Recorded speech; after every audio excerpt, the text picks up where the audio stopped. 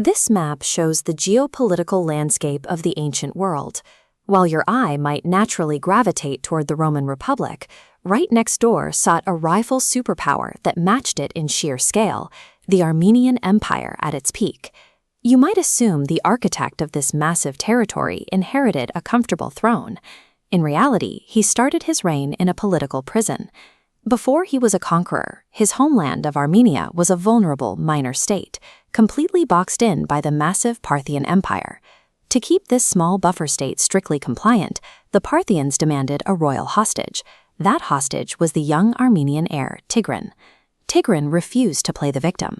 He treated his captivity as a long-term espionage mission, studying his captors and memorizing their complex cavalry drills. His time locked away was a calculated reconnaissance phase, arming him with his enemy's exact playbook. Tigran eventually bought his freedom, returned home, and took the Armenian throne. Recognizing that geographical isolation meant certain death, his immediate maneuver was securing a military alliance with his powerful royal father-in-law, Mithridates. With his borders secure, Tigran unleashed a newly organized army, executing the exact tactical maneuvers he had reverse-engineered from his former captors.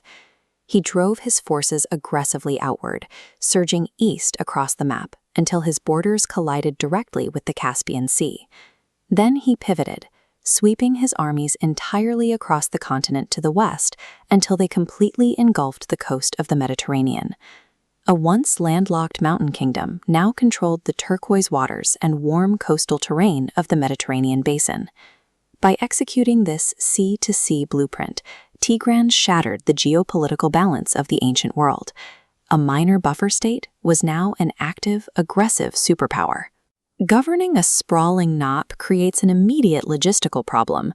Armenia's original capital city was now wildly off-center and entirely obsolete for managing such a vast territory. Rather than relocating his government to an existing city, Tigran engineered a brand-new mega-city from scratch, naming it Tigranocerta.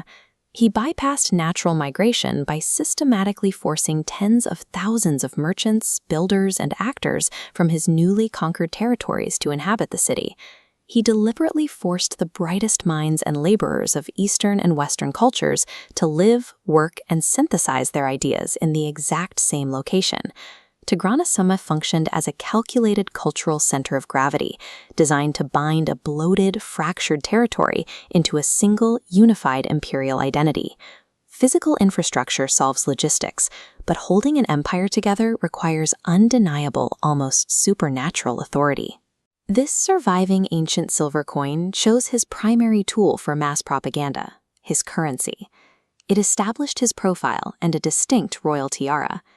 Look closely at the carvings on the top left of the crown. There is a specific five-pointed star trailing a curved tail. Historical records indicate that during Tigran's reign, Halley's comet made a highly visible pass through the night sky. Tigran weaponized this random cosmic event. By stamping the comet onto his crown, he sent a clear message to his rivals. His expansion was mandated by the stars themselves.